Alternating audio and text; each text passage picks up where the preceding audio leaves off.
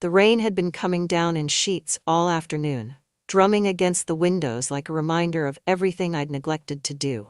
The attic still needed organizing. The old tools in the shed were beginning to rust, and Philip's antique desk, heavy and imposing, remained where it had always been, in the corner of his office. I was 53, but on days like this, I felt much older. The kind of tired that doesn't come from lack of sleep, but from carrying something invisible for too long. It had been 5 years since Philip passed, but his presence lingered in the house, tucked into every corner like the scent of cedar that rose whenever I opened his closet.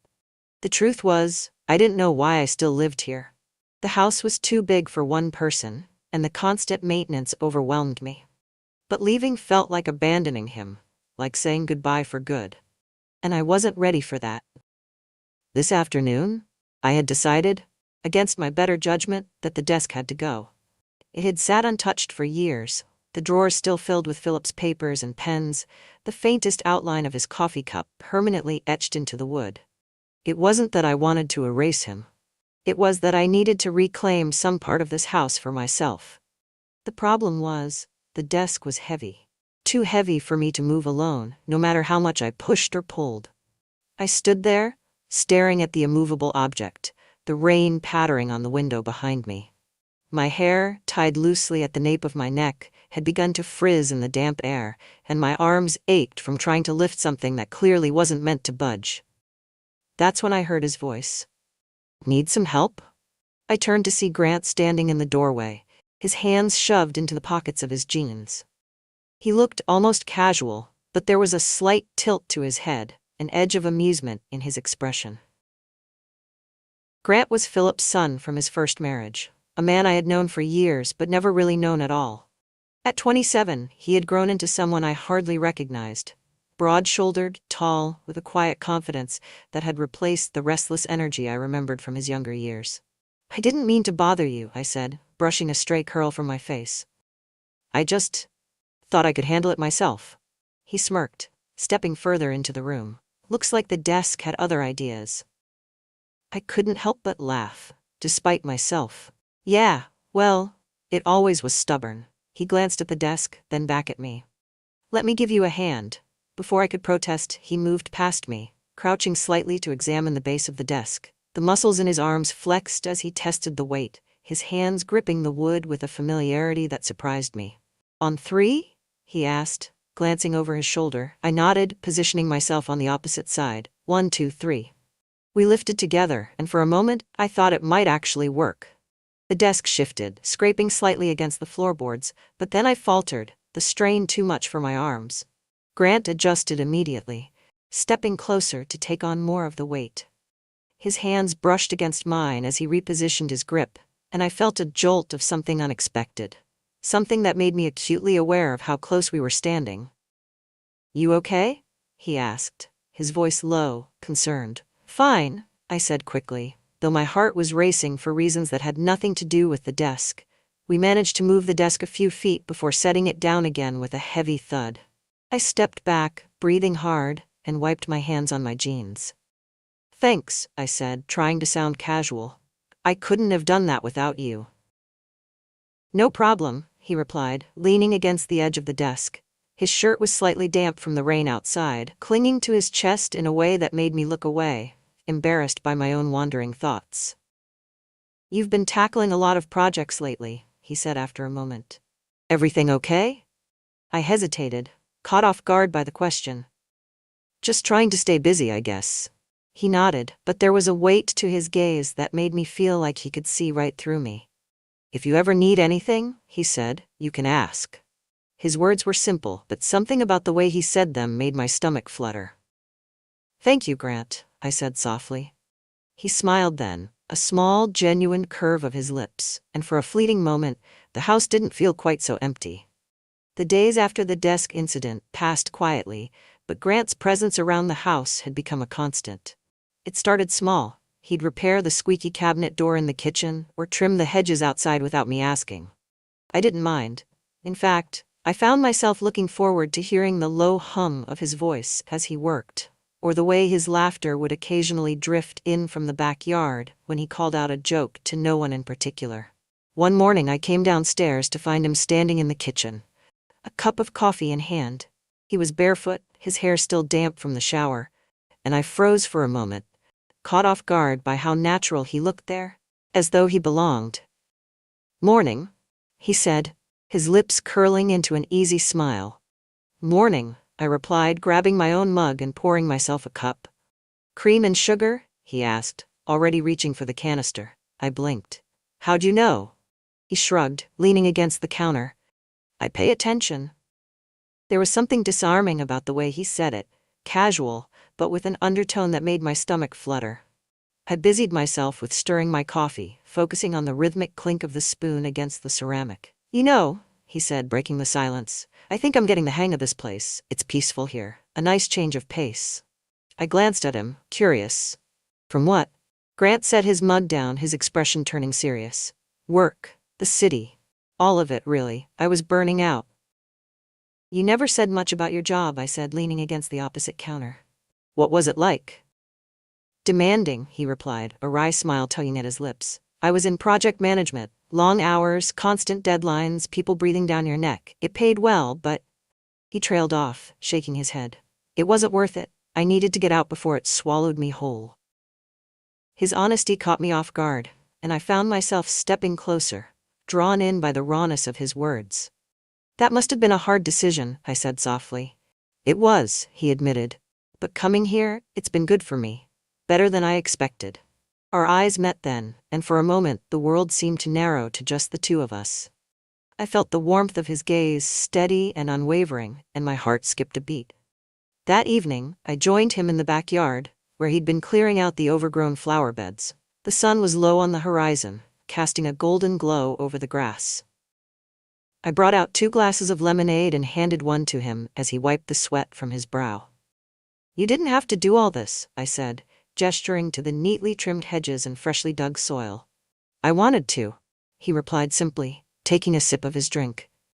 "This place deserves a little love, don't you think?" I nodded, unable to argue. "Philip would have appreciated it." Grant glanced at me, his expression softening. "What about you?" I blinked, caught off guard. "What do you mean?" "Do you appreciate it?" he asked, his tone gentle but pointed. The question lingered in the air between us, and I realized I didn't have an answer. One Saturday morning, I found myself walking into the garage, looking for a hammer to fix a loose curtain rod. Grant was already there, crouched in front of Philip's old toolbox. He was sorting through the tools, his movements efficient and methodical. "Need something?" he asked without looking up. "A hammer," I said, stepping closer. He handed it to me, his fingers brushing against mine in the exchange. The contact was brief, but it sent a spark up my arm. "Thanks," I murmured, turning to leave. "Wait," he said, standing. "Let me help you." I hesitated, but before I could protest, he followed me into the living room. He made quick work of the curtain rod, his hands steady as he secured the brackets. I watched him from the doorway, noticing the way his shirt clung to his back as he reached up. "There," he said, stepping back to admire his handiwork. "Good as new." I smiled, trying to ignore the way my pulse quickened when he turned to face me. "You're handy to have around." He grinned, wiping his hands on his jeans. "Glad I could help." For a moment we stood there, the silence between us heavy with something unspoken. That evening, the rain returned, a soft drizzle that tapped against the windows like a whisper. The power flickered once, then went out completely, plunging the house into darkness.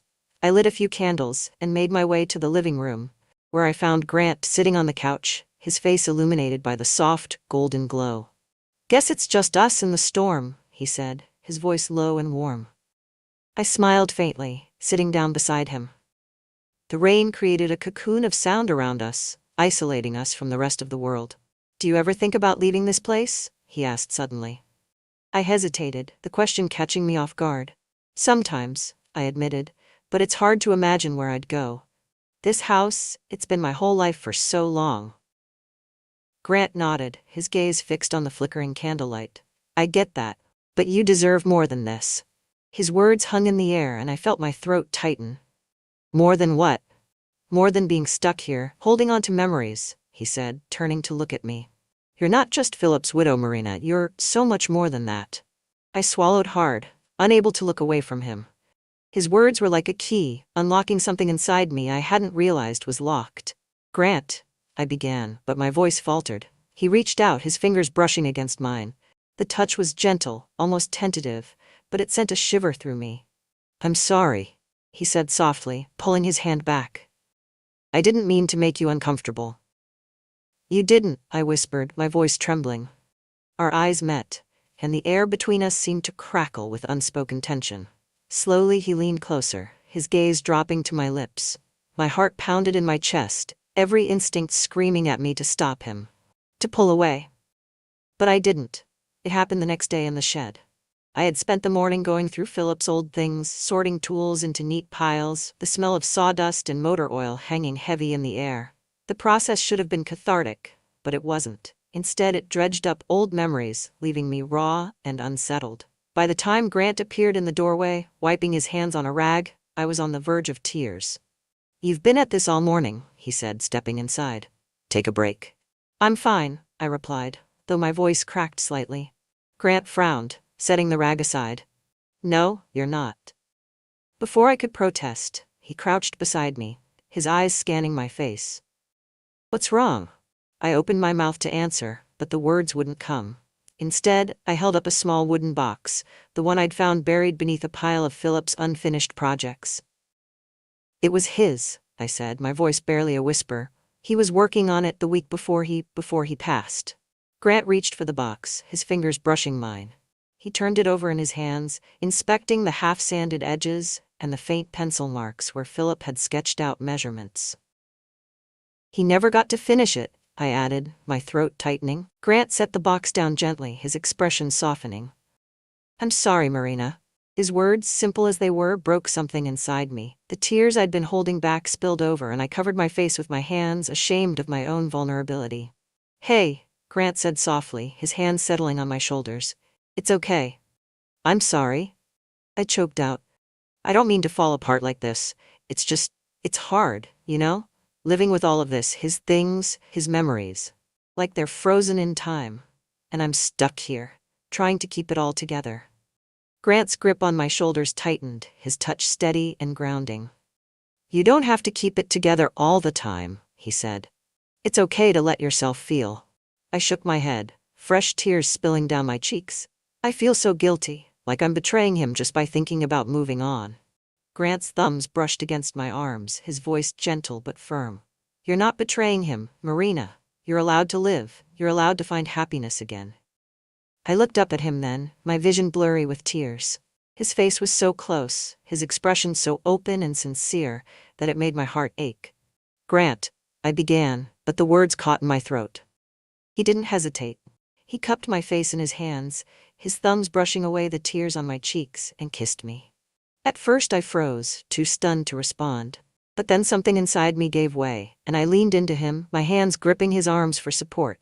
The kiss was gentle, tentative, but it sent a surge of warmth through me, melting away the cold, hollow ache I'd carried for so long.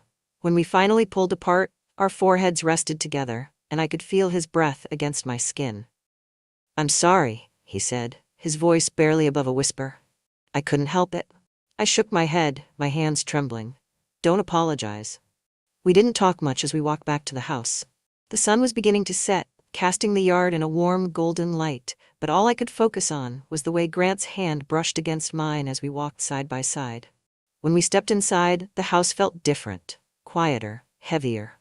I glanced at Grant, unsure of what to say or do, but he seemed to sense my hesitation.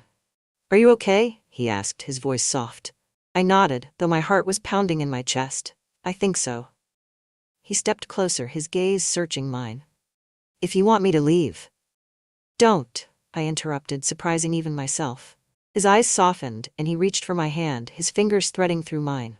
"Are you sure?" I hesitated, the weight of the moment pressing down on me.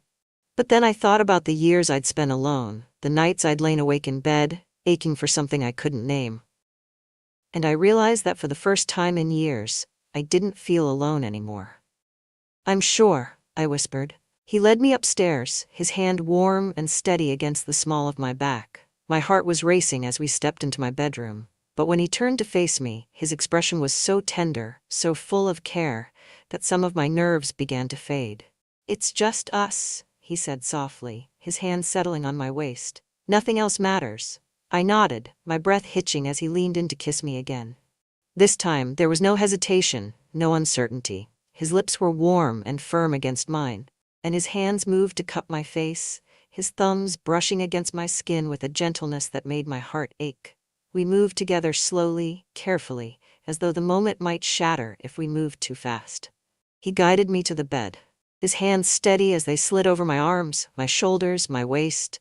For the first time in years, I felt seen, not as someone's widow, or as a woman weighed down by grief, but as myself. And as I lay there with him, his touch soft and reverent, I realized how much I'd missed this, the intimacy, the connection, the feeling of being wanted.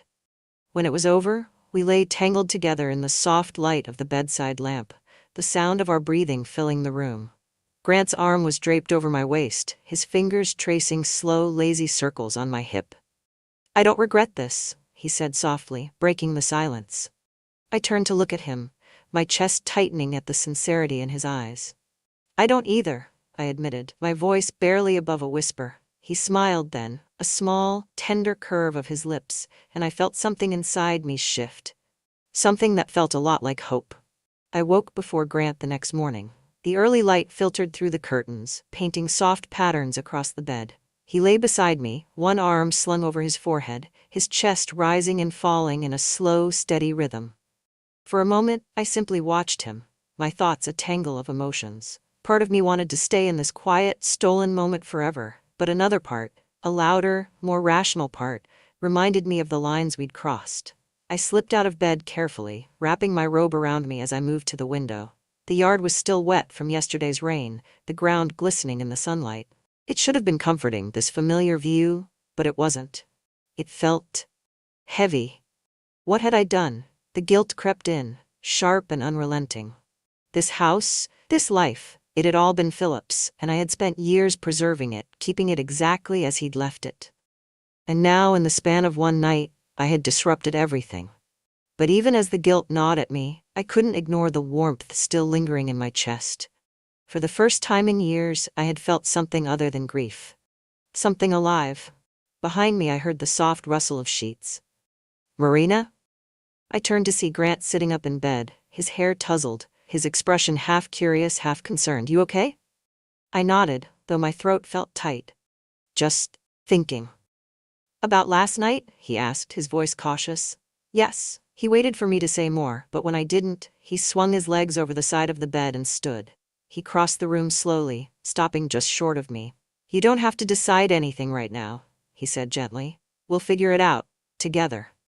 We spent the rest of the morning in a kind of fragile quiet. Over breakfast, the conversation stayed light. Small talk about the weather, plans for the day. But there was an unspoken understanding between us, a shared acknowledgement of what had changed. After Grant left to run errands, I found myself wandering back to the shed. The wooden box Philip had been working on sat on the workbench, its unfinished edges catching the light. I ran my fingers over the surface, the grain of the wood rough beneath my touch. I thought about Philip, his steady hands, his quiet laughter, the way he'd always known how to make me feel safe. And then I thought about Grant, the way he'd looked at me last night, not with pity or obligation, but with something real. The past and the present felt like two opposing forces, pulling me in different directions. But as I stood there in the quiet stillness of the shed, I realized I didn't have to choose between them. I could carry both. That evening, Grant surprised me with a gesture I hadn't expected. He had spent the afternoon fixing Philip's project, the wooden box now smooth, sanded, and polished to perfection. I thought you might want to keep it, he said, handing it to me with a sheepish smile. I took the box carefully, my throat tightening with emotion. Thank you, I said softly. His gaze met mine, steady and reassuring. You're allowed to move forward, Marina. It doesn't mean you're forgetting him. I nodded, tears pricking my eyes. I know. Later, as we sat on the porch watching the sun dip below the horizon, I felt a strange sense of peace settle over me. The future was uncertain, messy, and full of questions I couldn't yet answer. But for the first time in years, I wasn't afraid of it. Grant reached for my hand, his touch warm and steady. I squeezed his fingers lightly, a small smile tugging at my lips. The past would always be a part of me, but so would this moment. And for now, that was enough.